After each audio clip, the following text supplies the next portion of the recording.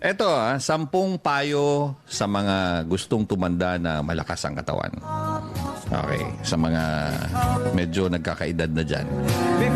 Okay, 10 payo sa mga gustong tumanda na malakas ang katawan. Number 1, babasahin ko lang to, hindi ko na-explain para mabilis tayo. Medyo mahaba ito, 10 eh. Huwag agad bibitawan ang inyong trabaho. Maging abala hanggang maaari. Ito ang magpapanatili sa iyong kabataan na labis mong ikaliligaya. Buliskiti niya. Ikaliligaya. Okay. Isa yan. Number 2, hanggang maiiwasan, huwag makitira sa mga anak na may pamilya na. Okay, tandaan niyo yan, ha? Huwag makitira sa mga anak na may pamilya na. Kumuha ng isang lugar na matitirhan, panatilihin ang iyong kalagayan upang makaiwas sa iyong anak at mga manugang. Ang makitira sa kanila ay magiging sunod-sunuran ka lamang, hindi makakapagdesisyon sa sarili mo at mawawalan ng karapatan na labis mong ikalulungkot. In other words, tatanda ka. Okay. Number 3, hawakan ng mahigpit ang inyong baul, kung may baul ka. Kung magbibigay ng pera sa anak, yung kaya mo lamang at laging magtira ng malaking bahagi para sa sarili mo. Ang libro ng bangko na may laman ay magandang kaibigan sa inyong katandaan. Subalit, hindi ito sapat. Hindi sapat yan. Mauubos din yan, lalo na pag hindi mo dinidepositoan. Okay? Dapat meron ka pang ibang proteksyon, kagaya ng life, health, insurances, at isama ko na din ang iba pang investments, just in case, na mas malaking tumubo kaysa sa perang itinago sa bangko. Ulitin ko yung mga investments na yon, mas malaking tumubo yun kaysa sa perang tinago sa bangko. Alam naman natin yan eh. Kasino na lang, kakapiranggut lang naman ang interest sa bangko. Okay, number 4. Huwag masyadong maniwala sa iyong anak na nagsasabing kayo ay aalagaan. Madalas mga nababanggit niyan ay siyang mga hindi ginagawa. Aalagaan kunyari, mami, pagtanda mo, daddy, pagtanda nyo, aalagaan ka namin. Buliskiti niya. Huwag kayo maniwala dyan. Meron siguro pero hindi lahat. Madalas ang mga nababanggit niyan ay siyang hindi magagawa o gagawin ng mga anak. Ang mabuting anak ay hindi nagbabanggit ng anuman. Okay, tandaan nyo yan.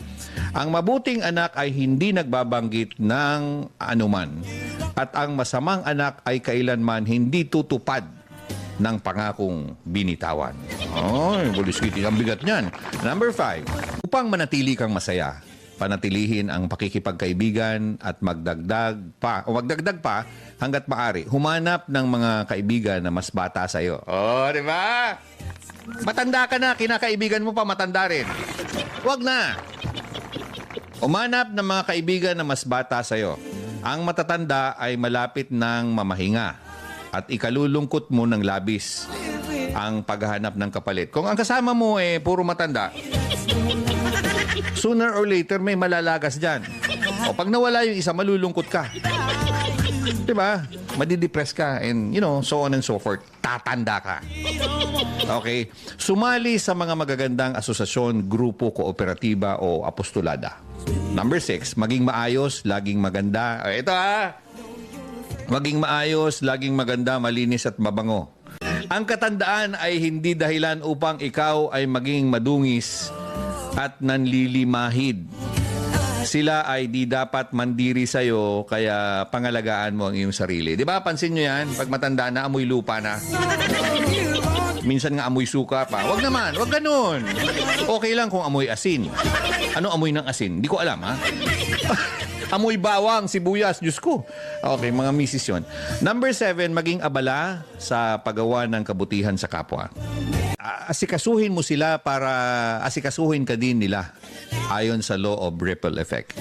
Huwag kalilimutang magdasal araw-araw. Hindi ito nangangahulugan na magnubina kayo o magrosaryo kayo. Magdasal.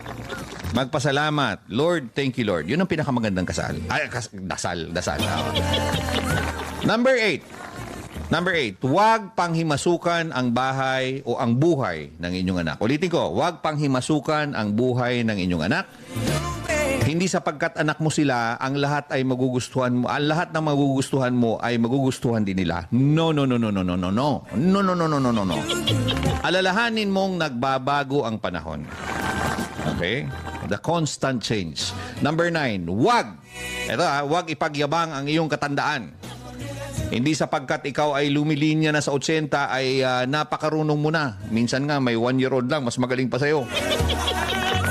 Oo, totoo yan. 1-year-old, 2 years old naman.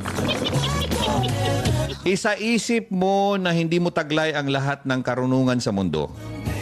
Huwag mong isipin na ang katandaan ay kalagayan upang maging inutil ka, ulyanin ka, at wala kang silbi sa buhay. Makipagpaligsahan ka sa lahat ng bagay para may dahilan ang bawat pagising mo sa umaga. Kasi kung wala ka ng dahilan, bakit ka bumabangon sa umaga? Wala ka na, be. Okay? At sa wakas, huwag maging makulit. Ito talaga. 10-10, makulit ka. Huwag maging makulit. Huwag ikwento ang nakaraang panahon ng paulit-ulit. Pulis Kitty na, alam nyo to, paulit-ulit. Mga naikwento mo naman ng mga 100 times. Huwag ikukumpara ang mga bagay-bagay na makakasakit ka sa pamilya. Huwag maging mapaghanap. Matuto kang magpuri ng magagandang nagawa ng kapamilya mo upang manatili ang magandang samahan. Hanggang kaya, magbasa ng dyaryo kung may dyaryo pa ngayon. Online na lang.